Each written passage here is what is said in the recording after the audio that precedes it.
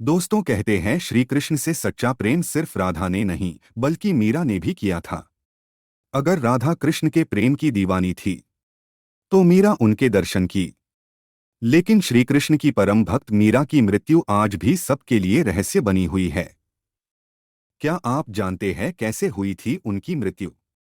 क्या उन्हें श्री कृष्ण खुद लेने आए थे? दरअसल श्री कृष्ण की भक्ति मीरा को जितना सुकून देती थी उतना ही उसके परिवार वालों के लिए जी का जंजाल बन चुकी थी। क्यों श्री कृष्ण के सिवा मीरा को और कुछ भी दिखाई नहीं देता था। इसीलिए शादी के बाद उनका जीवन और भी मुसीबतों से भरा हो गया था। कहते हैं एक बार मीराबाई के ससुर महाराणा सांगा उनसे इतने नाराज हो गए थे कि क्रोध में आकर उन्होंने मीरा से कहा, तुम्हारी वजह से मेरे और मेरे परिवार का बहुत अपमान हुआ है और तुम्हारी वजह से ही मेरे परिवार को बहुत कुछ सुनना पड़ता है। अच्छा होगा कि तुम जाकर कहीं डूब मरो। ये सब सुनकर मीरा बहुत दुखी हुई और श्री कृष्ण का नाम जपते जपते वो एक नदी के पास पहुंच गई। जैसे ही उन्होंने नदी में कूदने के लिए अपना पैर आगे बढ़ाया, वैसे ही पीछे से किसी ने उनका हाथ पकड़कर उन्हें घसीट लिया। मीरा ने जब देखा तो वहां कोई और नहीं बल्कि उनके प्रभु श्री कृष्ण थे। उन्हें देखते ही मीरा बेहोश हो गई और उनकी गोद में गिर गई। जब होश आया तो वहां कोई नहीं था। इसके बाद मीरा वृंदावन से वापस अपने ससुराल मेवाड़ चली गई। वहां जाकर उन्होंने अपने पति से विनती की कि वो उन्हें द्वारिका में कृष्ण मंदिर में रहने की इजाजत दे दे।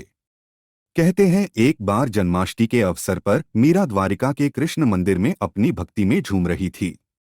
तभी श्री कृष्ण की ओर देखते हुए वो उनसे कहने लगी, ओ मुरलीधर, क्या तुम मुझे बुला रहे हो? चिंता मत करो, मैं आ रही हूँ। ये सुनकर वहां खड़े राणा सांगा और बाकी लोग चौंक गए।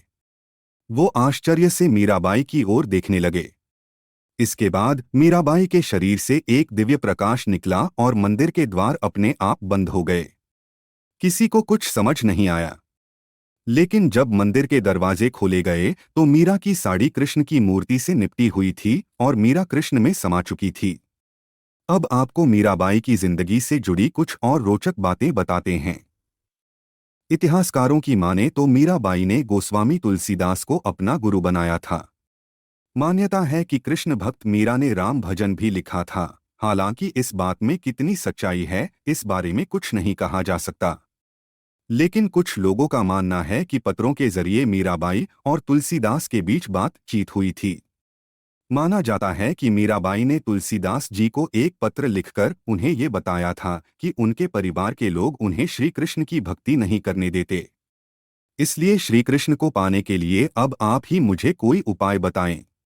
कहते हैं तब तुलसीदास जी के कहने पर ही मीरा ने कृष्ण भक्ति के भजन लिखे थे, जिसमें से पायो जी मैंने राम रत्न धन पायो आज भी बहुत प्रचलित है। कुछ लोगों का मानना है कि मीराबाई अपने पिछले जन्म में वृंदावन की एक गोपी थीं। इतना ही नहीं, उन दिनों राधा रानी उनकी मित्र भी हुआ करती थीं। अपने पिछले जन्म में भी मीरा के दिल में सिर्फ भगवान कृष्ण ही बसते थे और वो उन्हीं से प्यार करती थी। एक गोपा से शादी करने के बाद भी उन्होंने श्री कृष्ण से प्रेम करना नहीं छोड़ा। तब भी न उनके लगाव में कोई कमी आई थी और न ही उनके प्रेम में।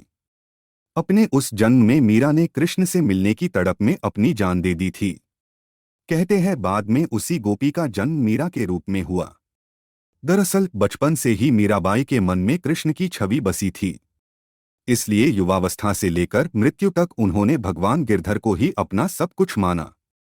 कृष्ण के प्रति उनका प्रेम तब चरम पर पहुंच गया जब उनके जीवन में एक घटना घटित हुई। एक दिन बचपन में उनके पड़ोस में किसी व्यक्ति के यहाँ बारात आई थी। वो व्यक्ति काफी धनी था। बारात देखने के लिए सारी स्त्रियां छत पर खड़ी हो गई। मीराबाई भी अपनी माता के साथ बारात देखने के लिए अपनी छत पर आ गईं। बारात में दूल्हे को देखकर मीरा ने अपनी माँ से पूछा कि मेरा दूल्हा कौन है। इस सवाल पर मीराबाई की माँ को हंसी आ गई और उन्होंने मजाक में भगवान श्री कृष्ण की मूर्ति की तरफ इशारा करते हुए कहा कि यही है तुम्हारे दूल्हा।